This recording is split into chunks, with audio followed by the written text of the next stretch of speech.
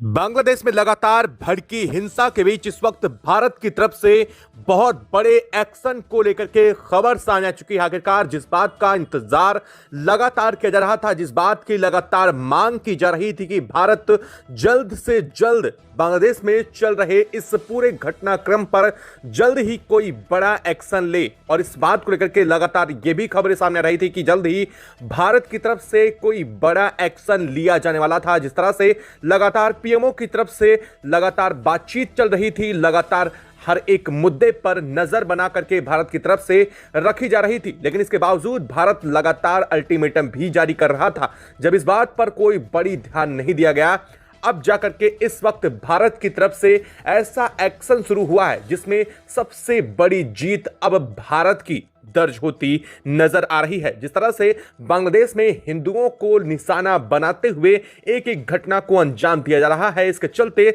भारत को आनन फानन में बहुत बड़ा फैसला लेना पड़ा है, और इस फैसले को लेकर के सबसे बड़ी मांग खुद बांग्लादेश की तरफ से ही उठ चुकी है। दरअसल इस पूरे घटनाक्रम के बीच यूनुस, जो इस वक्त बांग्लादेश के सबसे ऊपरी पद पर बैठे हुए मोहम्मद यूनुस हैं, उन्होंने सरेंडर करते हुए पीएमओ को बहुत अहम लेटर जारी किया था, यानी कि भारत के पीएमओ को लेटर भेजा था, और लेटर भेज करके भारत की तरफ से बड़ी सहायता की मांग भी की थी। और इस मांग के बीच अब भारत की तरफ से बहुत बड़ा एक्शन लेते हुए अपनी सेना को उतारा गया है बांग्लादेश में, और इस वक्त जो हालात हैं वो पूरी तरीके से अब बदलते हुए, और भारतीय सेना इस वक्त मोर्चे को लेकर के बहुत बड़ी अपडेट सामने आ रही है। सवाल नहीं है बांग्लादेश में क्या हो रहा है, असल में सवाल यह है कि यह सब क्यों रहा है और किसके इशारे पर हो रहा है। जिस तरह से हालात बिगड़े हैं वह साफ बता रहे हैं कि हिंसा स्वतः स्फूर्त नहीं, बल्कि अचानक भड़का जन आक्रोश भी नहीं है, बल्कि यह एक सुनियोजित राजनीतिक प्रयोग है जिसमें नफरत को ईंधन और अल्पसंख्यकों को बांग्लादेश में निशाना बनाया गया है। दरअसल इस पूरे घटनाक्रम की कड़ियां शेख हसीना के नाम से भी बहुत तेजी से जुड़ चुकी हैं, और जिस तरह से भारत की सेवन सिस्टर यानी कि भारत के नॉर्थ ईस्ट हिस्से को तोड़ने वाले शख्स को निशाना बनाया गया है, और इसके बाद ये पूरी हिंसा शुरू हुई है। उस पूरे घटनाक्रम में एक बहुत बड़ा नाम और शेख हसीना को लेकर के भी सामने आ चुका है। इस पूरे घटनाक्रम को लेकर के क्या है असल खबर, और क्या इस वक्त भारत की तरफ से एक्शन पर बड़ी अपडेट सामने आ चुकी है, पूरी जानकारी आपको इस वीडियो में मिलने वाली है। तो चैनल पर बने रहें, वीडियो को लाइक, और चैनल को अगर अभी तक आपने सब्सक्राइब नहीं किया तो सब्सक्राइब करके बेल आइकन को जरूर दबा लीजिएगा। दोस्तों, बांग्लादेश में इस वक्त पूरा का पूरा माजरा पलट चुका है।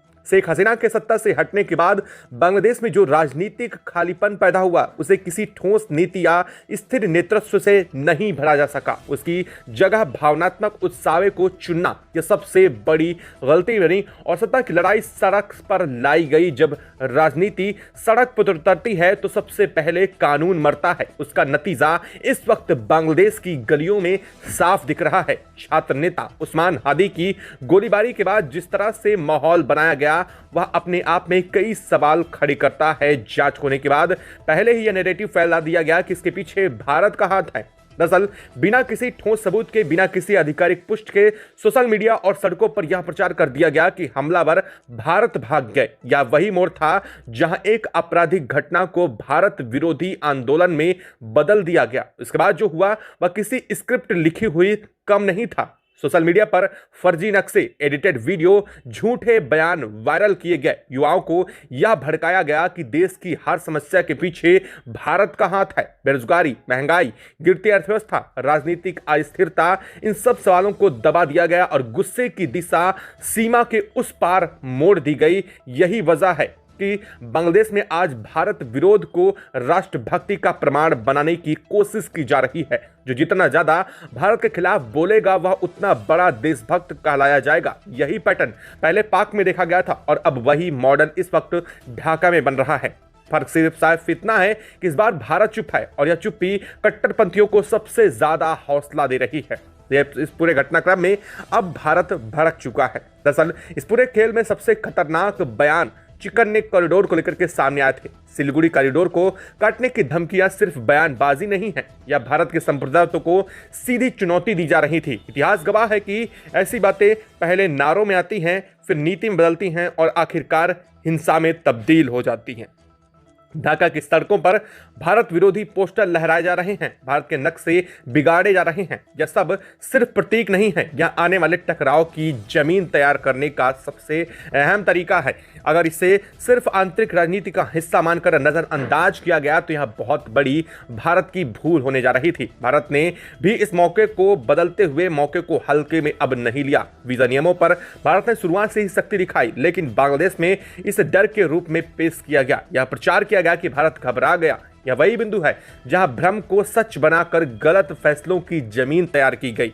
खुफिया रिपोर्ट्स के मुताबिक भारत बांग्लादेश सीमा पर अब हालात बिल्कुल असामान्य हो चुके हैं। सेना की तैनाती इस वक्त चौतरफा घेराबंदी कर रही है। वायुसेना के फाइटर जेट विमान नियमित गश्त भी दे रहे हैं। या कोई रूटीन एक्सरसाइज नहीं है। दरअसल संकेत है कि भारत सिर्फ हालात पर नजर नहीं, बल्कि अब भारत इस पर बहुत बड़ा एक्शन लेने जा रहा है। बल्कि हर संभव स्थिति इस वक्त भारत तैयार कर रहा है। सबसे बड़ा दबाव अब भारत की सरकार पर है। देश के भीतर गुस्सा बढ़ता जा रहा है। सवाल पूछे जा रहे हैं कि आखिर कब तक बयानबाजी से काम चलेगा, कब तक हिंदुओं पर हो रहे अत्याचार को आंतरिक मामला कह करके टाला जाएगा। जनता यह मानने लगी है कि अगर आज बांग्लादेश में यह हो रहा है और भारत चुप रहा तो कल यह चुप्पी कमजोरी के तौर पर इस्तेमाल की जाएगी।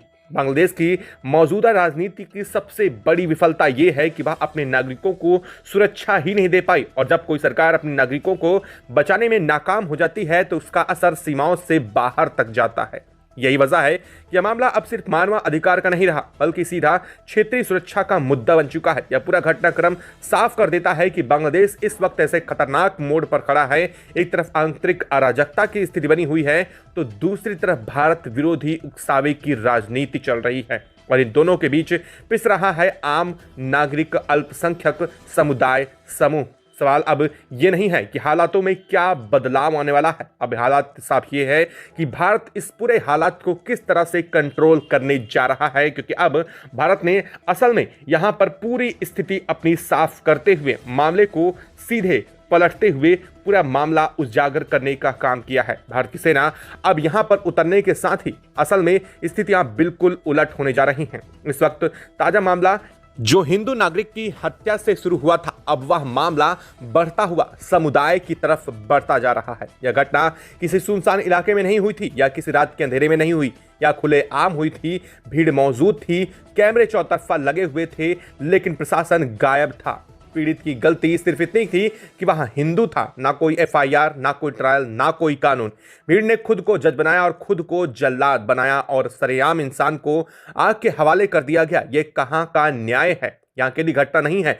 इसी हिंसा की कड़ी में रंगपुर जिले में से एक और चौंकाने वाली खबर आई। 1971 के मुक्ति संग्राम में हिस्सा लेने वाले स्वतंत्रता सेनानी योगेश चंद्र राय और उनकी पत्नी स्वर्ण राय को उनके ही घर में संदिग्ध हालत में मौत हुई, जिसकी व्यक्ति को लेकर के पाकिस्तान की सेना की तरफ से खिलाफ हथियार उठाए, जिसने बांग्लादेश के निर्माण में अपनी जिंदगी झोंक दी। वही व्यक्ति आज अपने ही देश में सुरक्षित न रह सका। यह सिर्फ हत्या नहीं, बल्कि बांग्लादेश के इतिहास की हत्या हुई है। इस इतिहास के पीछे की टाइमलाइन साफ बता रही है कि यह सब राजनीतिक उथल पुथल की आड़ में किया जा रहा है। छात्र नेता शरीफ उस्मानी हादी की मौत के बाद विरोध प्रदर्शन जो शुरू हुए थे वो इस तरह से हिंसक रूप ले लेंगे, दुनिया के किसी भी देश को ऐसा अंदाजा नहीं था। प्रदर्शन का दावा अधिकारों का था, लेकिन जमीन पर हमला सिर्फ अल्पसंख्यकों पर क्यों हुआ? हिंदू बस्तियों को चुन चुनकर जिस तरह से निशाना बनाया गया, भारत का इसमें कूदना बहुत साफ था कि भारत का एक्शन जल्द होने को मिलेगा। दरअसल भारत की तरफ से जैसे ही यह एक्शन शुरू हुआ था, जैसे ही बांग्लादेश में ऐसी खबरें सामने आनी शुरू हुई थी, उसके तुरंत बाद से भारत की तरफ से लगातार बांग्लादेश को अल्टीमेटम दिए जा रहे थे। भारत चौतरफा बांग्लादेश की घेराबंदी कर रहा था। भारत लगातार अपनी सेना को आगे अग्रिम मोर्चों पर तैनात कर रहा था।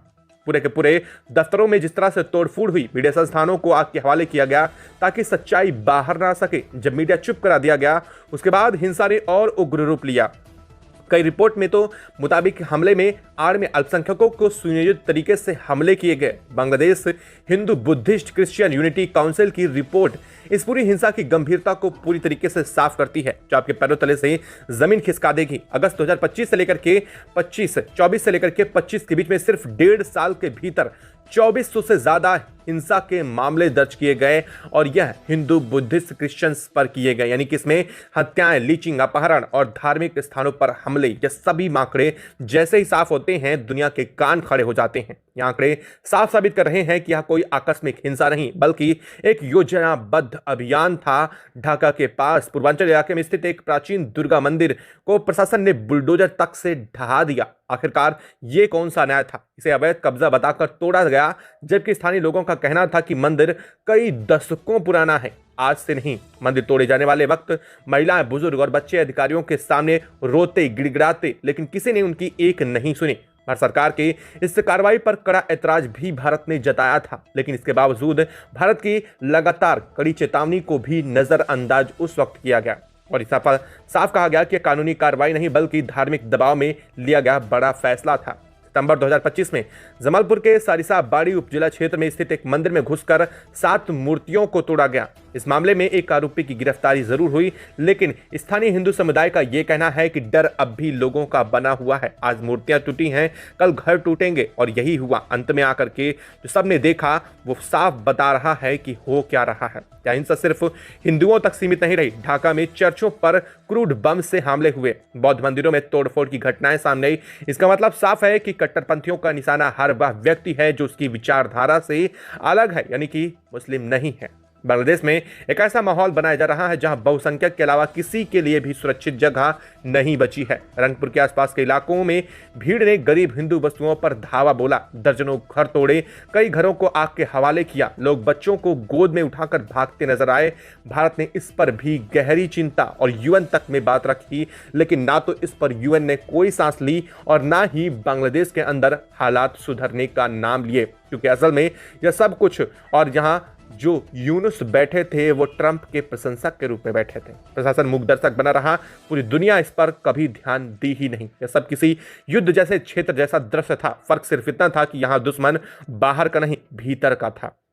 अब पूरी स्थिति पर भारत का तर्क साफ दिखाई दे रहा है। बांग्लादेश में लगातार हो रही हिंसा के बाद भारत गुस्सा भड़क चुका है। सोशल मीडिया से लेकर के संसद तक एक ही मांग लगातार उठ रही थी 2 दिनों से कि सिर्फ बयान नहीं बल्कि अब भारत को वक्त आ गया है जब ठोस कार्रवाई करनी चाहिए। भारत बांग्लादेश सीमा पर सुरक्षा बढ़ा दी गई। अचानक से सेना और वायुसेना को हाई अलर्ट पर रखा गया। सैनिकों की छुट्टियां रद्द करके भारी मात्रा में फौज को सीमा पर तैनात किया गया। सिलीगुड़ी कॉरिडोर यानी चिकन नेक को भी लेकर के गतिविधियां तेज कर दी गई। पिछले हफ्ते ही भारत के रणनीतिक रूप से बेहद अहम क्षेत्रों को पूरी तरीके से भारत ने घेरते हुए सुरक्षा पूरी पुख्ता कर ली। रिपोर्ट के मुताबिक भारतीय सेना को इस इलाके पर अपनी पकड़ पहले ही मजबूत करने के आदेश दिए जा चुके थे, यानी कि भारत को इसका कहीं ना कहीं कुछ हद तक संकेत पहले ही मिलने शुरू हो चुके थे। यह पूरा का पूरा घटनाक्रम जैसे ही बिगड़ने लगा, भारत ने कई जगहों पर सीधे बांग्लादेश में हो रही हिंसाओं को लेकर के जानकारी दी। यूएन से लेकर के यूएई और तमाम अलग अलग देशों को भी भारत की तरफ से लगातार बातें पहुंचाई गई, लेकिन इसके बावजूद भारत अब तक इस मामले में किसी देश की कोई प्रतिक्रिया नहीं आई और ना ही अब तक पूरे दुनिया में शांति के रूप में दूत बनने की कोशिश करने वाले ट्रंप को बांग्लादेश दिखाई दिया। लेकिन अब जैसे इस पूरे घटनाक्रम में पीएमओ को लेकर के लेटर मिला है और यूनुस ने अपने हाथ खड़े करते हुए, क्योंकि अब वहां पर सेना अपने आप में कंट्रोल नहीं कर पा रही थी, तब जा करके भारत को लेकर के एंट्री की गई और भारत की एंट्री के साथ ही अब मामला असल में भारत के हाथों आ चुका है। दरअसल भारत ने साफ कह दिया है कि जब स्थितियां लोगों के अमानवीय व्यवहार तक पहुंच जाएं, किसी की जान पर बन जाएं, किसी समुदाय को सीधे नुकसान पर उतर जाएं, तो वह मामला किसी देश का आंतरिक मुद्दा नहीं बल्कि एक ऐसी स्थिति बन जाती है जब वैश्विक ताकत को उतर करके वहां पर अपने कदम जमाने जरूरी हो जाते हैं। और इस वक्त बांग्लादेश में हालात ठीक वैसे बन चुके हैं जब भारत की एंट्री यहां पर बेहद जरूरी हो चुकी है। और इसी के साथ भारत ने अपना सबसे बड़ा कदम उठाते हुए भारतीय सेना को इस वक्त अपने उतार दिया है। और भारतीय सेना का उतरने का साफ मतलब यह है कि अब भारतीय सेना अग्रिम मोर्चों पर यहां तैनात हो रही है और इस पूरे उपद्रव को शांत करने के साथ ही साथ भारत अब इस पर बहुत बड़ा एक्शन लेने जा रहा है। यूनुस का सरेंडर साफ बताता है कि यूनुस अब इस पूरे घटनाक्रम को अकेले संभाल पाने में कामयाब नहीं हो सके हैं, क्योंकि अब इस पूरे घटनाक्रम के बीच में स्थितियां अलग अलग आतंकी समूह संगठनों के साथ भी जुड़ती हुई नजर आ रही हैं। कई खुफिया एजेंसियों ने दावा किया है कि यह पूरी की पूरी जो हिंसा इस वक्त भड़काई जा रही है, इसके पीछे पाक संबंधित आतंकी समूह गुटों का बड़ा हाथ सामने आ चुका है। और यहां तक कि हथियारों की सप्लाई से लेकर के अलग अलग जगहों पर भयंकर भीषण जो घटनाएं हुई हैं, इनके पीछे कई आतंकी समूह संगठन को एक्टिवेट भी किया गया है। खुफिया एजेंसियों ने दावा किया है कि इसमें काफ़ी बड़े इनपुट भी मिल चुके हैं और खबर ये भी सामने आ रही है कि बांग्लादेश की हिंसा में और भी कई बड़े कर्मकांड अभी होने की तैयारी चल रही है, यानी कि आतंकियों का इरादा अभी और भी बहुत कुछ बड़ा करना है। लेकिन अब भारतीय सेना की एंट्री इस पर जल्द होने जा रही है। दोस्तों, जैसे इस मामले को लेकर के और बड़ी अपडेट आती है, भारत इस पर क्या बड़ा एक्शन अब लेने वाला है, क्योंकि भारत की तरफ से सेना को हरी झंडी मिल चुकी है। क्या लगता है आपको, क्या भारत ने बिल्कुल सही कदम उठाया है? इस वक्त कमेंट बॉक्स में लिख करके जरूर बताइएगा। साथ ही वीडियो को लाइक और चैनल को अगर अभी तक आपने सब्सक्राइब नहीं किया तो चैनल को सब्सक्राइब करके बेल आइकन को जरूर दबा लीजिएगा। जय हिंद दोस्तों।